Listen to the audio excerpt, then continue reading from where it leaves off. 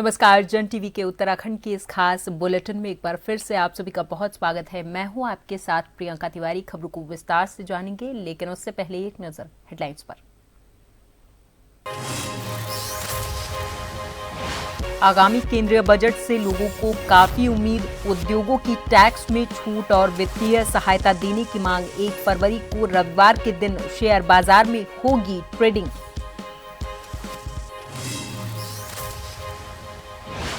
किच्छा विधायक के बेटे पर अज्ञात नकाबपोशों ने किया हमला। अस्पताल में चल रहा उपचार। रुद्रपुर महापौर ने सीएम धामी की पूर्व कैबिनेट मंत्री बेहर से कराई टेलीफोनिक बात। पुलिस हमलावरों की तलाश में जुटी। लोहाघाट में सवारियों से भरी रोडवेज बस के ब्रेक हुए फेल। चालक ने दिखाई सूझबूझ। परिसर की दीवार से टकराकर रोका। पुलिस ने यातायात कराया सुचारू।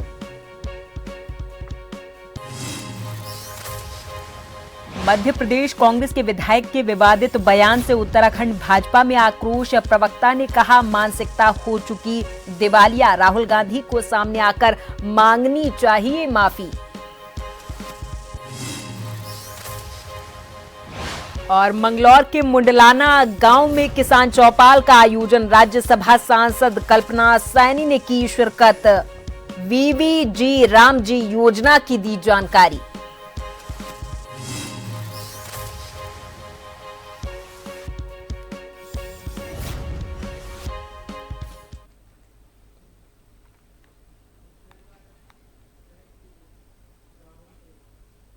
और बड़ी खबर से बुलेटिन की शुरुआत करेंगे देहरादून से। बड़ी खबर जहां पर उत्तराखंड में समान नागरिक संहिता यानी कि यूसीसी को एक पूरा साल होने जा रहा। यूसीसी लागू होने के बाद अब तक 4,74,000 से अधिक विवाह पंजीकरण ऑनलाइन व्यवस्था से आसान हुए हैं।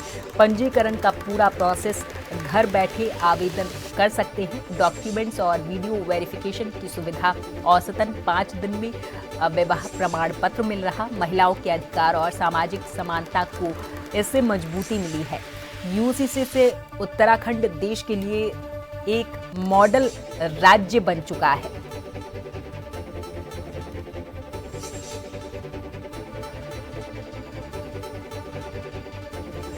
तो उत्तराखंड में समान नागरिक संहिता यानी कि यूसीसी को एक पूरा साल होने जा रहा है। यूसीसी लागू होने के बाद अब तक 4,74,000 से अधिक विवाह पंजीकरण हो चुके हैं। ऑनलाइन व्यवस्था से आसान हुआ है विवाह पंजीकरण का पूरा प्रोसेस। अब घर बैठे आवेदन कर सकते हैं। डॉक्यूमेंट्स और वीडियो वेरिफिकेशन की सुविधा इसमें दी गई है। औसतन 5 दिन में मिल रहा विवाह का प्रमाण पत्र।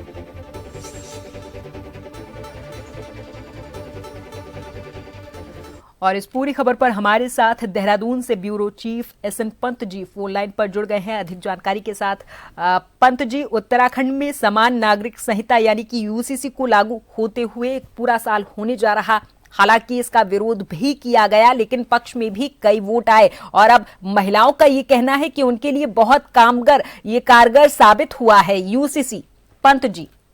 बिल्कुल, आपको बताना चाहूंगा, यूनिफॉर्म सिविल कोड का जो कानून उत्तराखंड में लागू किया गया है उसको 1 साल पूरा होने वाला है। और इसके लिए सरकार ने जब ये डिसीजन लिया था, ये विधेयक पारित कराया था, कानून इसको बनाया था, तो उस समय इससे मुखालफत भी हुई थी। इससे अलग अलग पॉइंट पर, अलग अलग बिंदुओं पर पक्ष और विपक्ष की अलग अलग सहमति बनी थी। यानी कहीं एक मत थे, कहीं मतों में भिन्नता थी।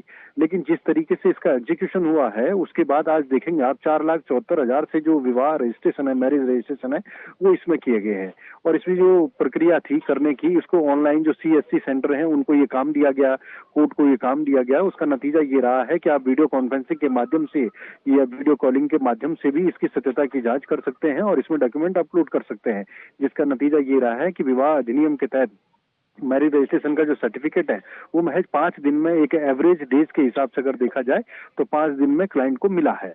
जिसका सीधा असर रहा है कि 4,74,000 लोगों ने अभी तक विवाह रजिस्ट्रेशन अपना करा लिया है। और इससे खास तौर पर जो समान नागरिक कानून संहिता है वो इस दायरे में लेकर के, चाहे वो संपत्ति के अधिकार की बात हो, विवाह के अधिकार की बात हो, या फिर अपने जो दूसरे प्रक्रियाओं में अलग अलग कानूनी हकों की बात हो, वो यूनिफॉर्म सिविल कोड में लिया गया है। इसको लेकर के धामी सरकार ने जो डिसीजन लिया था उसका नतीजा ये रहा है कि आज ये पूरे देश में एक मॉडल स्टेट के तौर पर इस यूसीसी को उत्तराखंड में लागू किए जाने को लेकर दूसरे प्रदेशों में भी इसकी नजीर पेश की जाती है, जो उत्तराखंड सरकार के लिए और खासतौर पर भारतीय जनता पार्टी के वर्तमान में मुख्यमंत्री पुष्कर सिंह धामी के लिए एक बोल्ड डिसीजन के रूप में जाना जाता है। बहुत बहुत धन्यवाद पंत जी तमाम जानकारी के लिए। यूसीसी को लागू होते हुए उत्तराखंड में एक पूरा साल होने जा रहा और अब उत्तराखंड देश के लिए एक मॉडल राज्य बनकर उभर रहा है।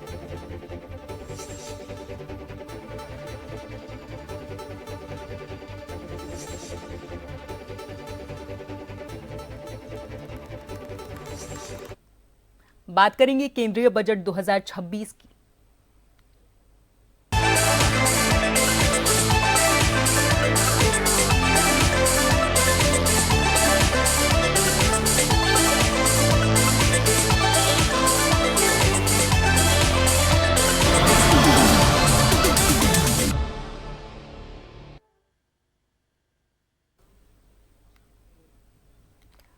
केंद्रीय बजट 2026 उत्तराखंड के टैक्सी संचालकों की उम्मीद बना हुआ है। प्राकृतिक आपदाओं से हुआ नुकसान कम हो और आय बढ़े, ऐसी टैक्सी संचालकों की सरकार से मांग है। देखिए रिपोर्ट। केंद्रीय बजट पेश होने में कुछ ही दिन बचे हैं। उत्तराखंड के टैक्सी चालक बेसब्री से बजट का इंतजार कर रहे हैं। उन्हें उम्मीद है कि 2025 की मानसून आपदाओं से भारी नुकसान झेलने के बाद बजट से उन्हें राहत मिलेगी। पिछले साल भूस्खलन और लंबे समय तक सड़क बंद रहने से परिवहन सेवाएं बुरी तरह प्रभावित हुई। कई दिनों तक टैक्सी और दूसरे व्यावसायिक गाड़ियों के इंजन बंद रहे। संचालकों की आय गिर गई, जिसके बाद वे आर्थिक मदद के लिए खास पैकेज की मांग कर रहे हैं। पहाड़ी राज्य जो भी राज्य है, जैसे हिमाचल है, उत्तराखंड है, इस टाइप के जितने पहाड़ी राज्य है, इनके लिए बजट सत्र में कुछ स्पेशल होना चाहिए इनके लिए, ताकि कभी भी ऐसी दैवीय आपदा है, क्यों दैवीय आपदा का पता नहीं होता कब आए कब, क्योंकि कई बारी ऐसी आ चुकी है हमारे यादगार में, तो इसमें कभी फंड का बड़ा अभाव रहता है। जब फंड का अभाव रहता है तो गरीब आदमी पे उमार पड़ती है, क्यों गाड़ियाँ चलती नहीं है, गाड़ियाँ खड़ी रहती है, ड्राइवरों को तनख्वाह देनी होती है, लोगों का अपना टैक्स जमा होता है, गाड़ियों की फीस देनी पड़ती है। कोरोना के टाइम पे भी यही हालत रही, तो सरकार को एक बजट पूरा ट्रांसपोर्टरों के लिए एक अलग रखना चाहिए। सर, हम सरकार से यह चाहते हैं जो इतनी दैवीय आपदा आई है उस बारे में सरकार ने कुछ हमारे हित में सोचा नहीं है। 6 महीने से सारी गाड़ियाँ खड़ी है, आप देख रहे हो, कोई टूरिस्ट नहीं है, कोई कुछ नहीं है। कम से कम टैक्स में कोई छूट की जाए, या कहीं भी लोगों की लोन पे गाड़ियां हैं, कई लोग तो यहाँ से छोड़ के बेचारे चले जा चुके हैं। सरकार कोई ऐसा प्रावधान करे हमारे उसमें ट्रांसपोर्ट के लिए कि जिसमें कुछ हम लोगों की रोजी रोटी चल सके। पहाड़ी इलाकों में टैक्सी ड्राइवरों और खासकर बड़ी गाड़ियां चलाने वालों की प्रमुख चिंता राइड हेलिंग एप्स पर निजी कारों की बढ़ती संख्या भी है। उनका कहना है कि इन गाड़ियों पर वही कर और नियम लागू नहीं होते जो टैक्सी पर होते हैं, इससे उन्हें नुकसान हो रहा है। आज तक सरकार हमारे बारे में बिल्कुल नहीं सोच रही है, क्योंकि देखिए हमारे तो एक यूनियन है यहाँ पर, हम तो यूनियन के हिसाब से चल रहे हैं, लेकिन आज के टाइम पे गाड़ियाँ इतनी हो चुकी हैं कि कोई अनगिनत गाड़ियाँ, वो फिटनेस का जो सिस्टम है वो भी इन्होंने ठेकेदारों को सौंप दिया है, जिससे हमें बहुत ही समस्याएं झेलनी पड़ रही है। मैं कह रहा हूँ कि ये डगा मार और बला बला बंद हो जानी चाहिए। ये प्राइवेट गाड़ियों से जो बला बला चली, सारी प्राइवेट गाड़ियाँ चल रही है, जबकि हमारी कॉमर्शियल गाड़ियाँ हम टैक्स भरते हैं, इनसे कोई टैक्स नहीं लिया जाता है। इनका तो बहुत बढ़िया है। हमारे क्या, हम तो 60,000, हमारी गाड़ी चले ना चले, हमारी गाड़ी तो 60,000 पर साल देती आ रही है। केंद्रीय वित्त मंत्री निर्मला सीतारमण 1 फरवरी को मोदी सरकार के तीसरे कार्यकाल का दूसरा पूर्ण बजट पेश करेंगी। उत्तराखंड के टैक्सी चालक उन प्रावधानों की उम्मीद कर रहे हैं जो उनके नुकसान कम करे और आय में इजाफा करे।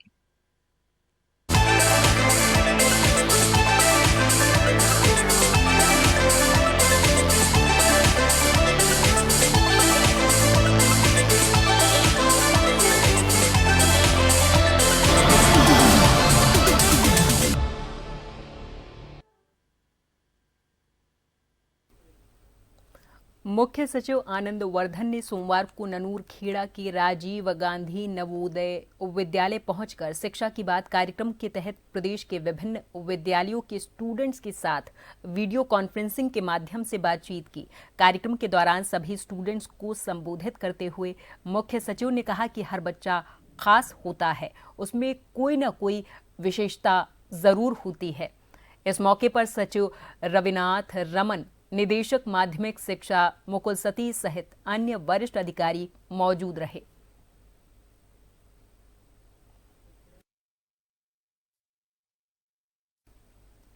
चंपावत जिले के लोहाघाट में आज एक बड़ा सड़क हादसा होने से उस वक्त बाल बाल बच गया जब सवारी से भरी लोहाघाट डिपो की रोडवेज बस लोहाघाट से काशीपुर की ओर रवाना हुई। बस अड्डे से मात्र 10 मीटर की दूरी तय करते ही बस के अचानक से ब्रेक फेल हो गए। बस के चालक नंदन सिंह ने सूझबूझ दिखाई और हिम्मत का परिचय देते हुए बस को परिसर की रेलिंग तोड़ते हुए सामने दीवार से टकरा दिया। गनीमत ये रही कि उस समय भीड़भाड़ भरे राष्ट्रीय राजमार्ग पर कोई भी वाहन या यात्री नहीं चल रहा था, अन्यथा कोई बड़ा हादसा हो सकता था। बस के चालक नंदन ने बताया कि उनके द्वारा वर्कशॉप में बस की जांच भी करवाई गई थी। जैसे ही वो बस को स्टार्ट कर काशीपुर की ओर जाने लगे तो बस का प्रेशर लीक हो गया और बस के ब्रेक फेल हो गए थे।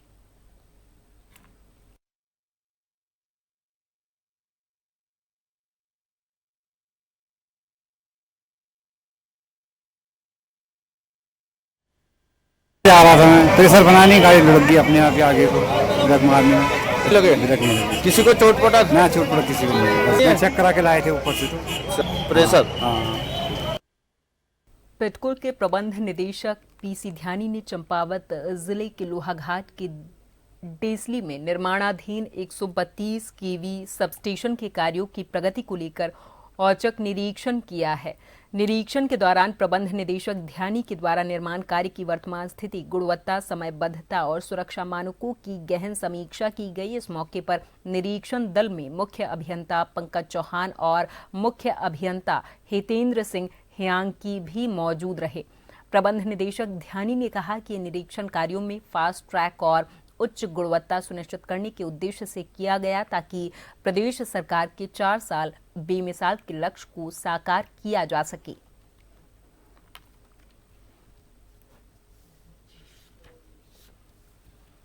ये हमारा 132 का बिजली घर बन रहा है लोहाघाट में। काफ़ी लंबे समय से हमारा ये बिजली घर प्रतीक्षा है। इसकी लाइन हमारी बन चुकी है, लेकिन बिजली घर बनने में कुछ विलम्ब हो गया और इसके लिए पहले ये हम अपने संसाधन से बना रहे थे, लेकिन बाद में यहाँ पे क्योंकि हमारे जो भी प्रोजेक्ट बनते हैं उनका खर्चा जो है फिर टैरिफ के रूप में जो है जनता पे पड़ता है। तो इसलिए हमने ये निर्णय लिया कि जनता पे इसका बोझ कम पड़े। हमने एडीबी के अंतर्गत जो ग्रांट है, एडीबी ग्रांट के अंतर्गत ये बिजली घर को हम बना रहे हैं और हमारा अब ये टारगेट है कि हम इसको किसी भी परिस्थिति में जो है हम इस वित्तीय वर्ष में इसको पूरा करने का हमारा संकल्प है, जिससे कि हमारा जो यहाँ की क्षेत्र की जनता है उनको बेहतर गुणवत्ता बिजली मिलेगी। जो ट्रिपिंग की समस्या होती है, लो वोल्टेज की समस्या होती है, तो उससे जनता को निजात मिलेगी। यहाँ पर और भी जो यहाँ पर बिजली व्यवस्था अच्छी होने से भविष्य में जो उद्योगपति वो हैं, कोई लोग अपने उद्योग लगाना चाहें, क्योंकि सबसे मेन समस्या क्या रहती है कि बिजली व्यवस्था की रहती है, तो लोग इस बात से भी डरते हैं। लेकिन जब बेहतर बिजली व्यवस्था होगी तो यहाँ पर ये मुझे पूरी उम्मीद है कि भविष्य में उद्योगपति भी यहाँ पर उद्योग लगाने के लिए आकर्षित होंगे और हमारा लोहाघाट बहुत अच्छी जगह है।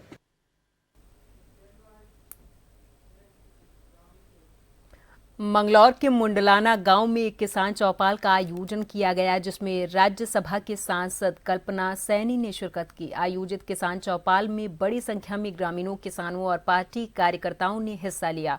किसानों को जी राम जी योजना के उद्देश्यों, लाभों और इसके माध्यम से होने वाले गांव के समग्र विकास की जानकारी दी गई। राज्यसभा सांसद कल्पना सैनी ने कहा कि जी राम जी योजना ग्रामीण भारत की आर्थिक रीढ़ को मजबूत करने की दिशा में एक महत्वपूर्ण कदम है। इस योजना के अंतर्गत 125 दिन के रोजगार की गारंटी दी जाएगी, जिससे ग्रामीण परिवारों को स्थायी आय का साधन मिलेगा। वहीं उन्होंने कहा कि केंद्र सरकार की नीतियां गांव, गरीब किसान और मजदूर को ध्यान में रखकर बनाई जा रही हैं। जीराम जी योजना न केवल रोजगार सृजन होगा बल्कि गांव का समग्र विकास भी सुनिश्चित करेगा।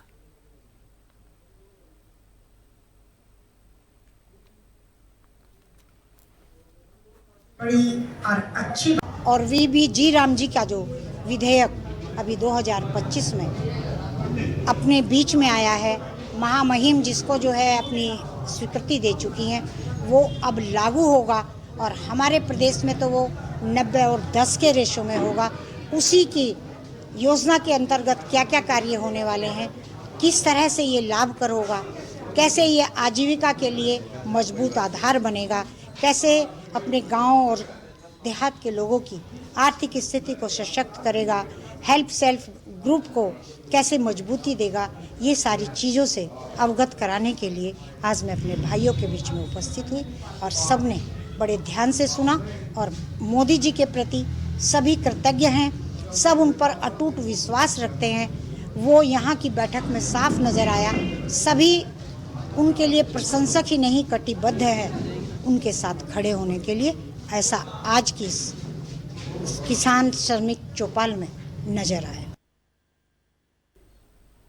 मध्य प्रदेश से कांग्रेस के विधायक फूल सिंह बरैया के विवादित बयान से उत्तराखंड भाजपा में आक्रोश है। विधायक बरैया ने बलात्कार जैसे जघन्य अपराध को जाति और धर्म से जोड़ते हुए दावा किया कि दलित और पिछड़ी जातियों की महिलाओं का रेप पुण्य कमाने के लिए किया जाता है। इस पर प्रतिक्रिया देते हुए भाजपा की प्रवक्ता कमलेश रमन ने कहा कि विधायक और कांग्रेस को शर्मानी चाहिए और उन्हें महिलाओं से माफी मांगनी चाहिए। कांग्रेस की मानसिकता दिवालिया हो चुकी है।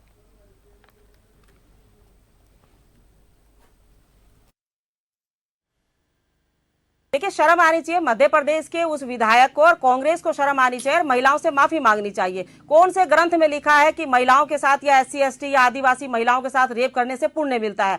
कौन से ग्रंथ में लिखा है कांग्रेस के? मुझे लगता है कि कांग्रेस के बायलॉज में लिखा होगा ये सब चीजें।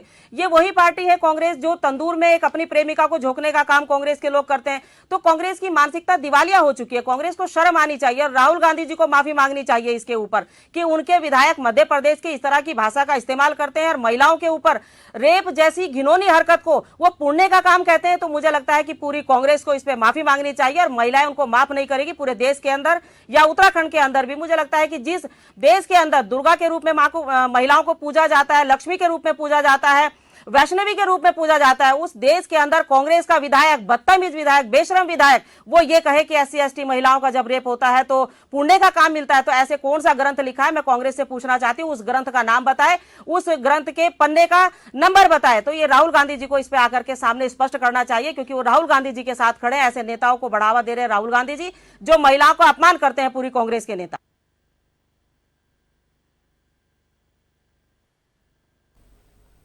उत्तराखंड के पूर्व कैबिनेट मंत्री और किच्छा के विधायक तिलक राज बीहड़ के पार्षद पुत्र सौरभ बीहड़ पर अज्ञात नकाबपोश बदमाशों ने हमला किया है। घटना के बाद रुद्रपुर के महापौर विकास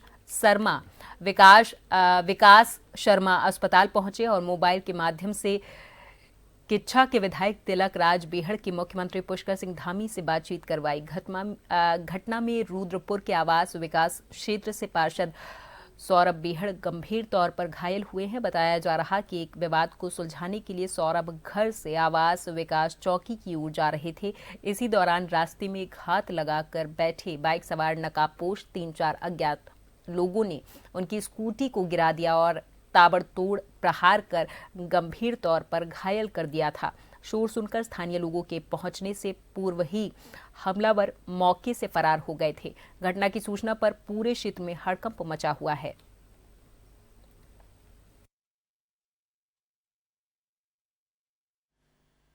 बिल्कुल, मैं इस घटना की निंदा करता हूं। हमारी वैचारिक लड़ाई चलती है, लोकतांत्रिक तरीके से हम लोग लड़ते हैं, लेकिन जब जीत के बोर्ड में आ जाते हैं, हम सब एक परिवार हैं और सौरभ भी हमारे परिवार का सदस्य है, मेरा बोर्ड का मेंबर है।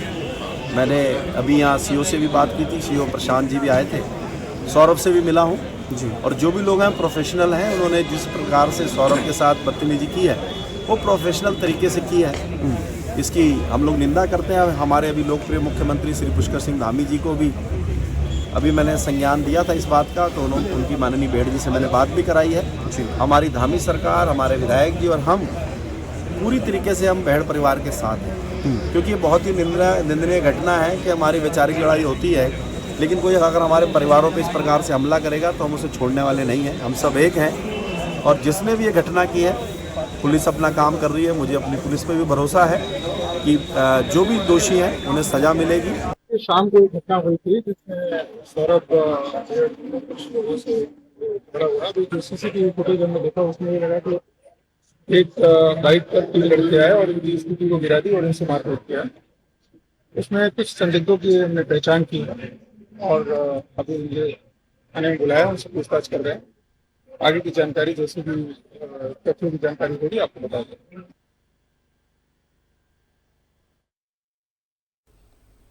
और इसी के साथ इस बुलेटिन में फिलहाल के लिए मेरे साथ बस इतना ही। आप देखते रहें जन टीवी। नमस्कार।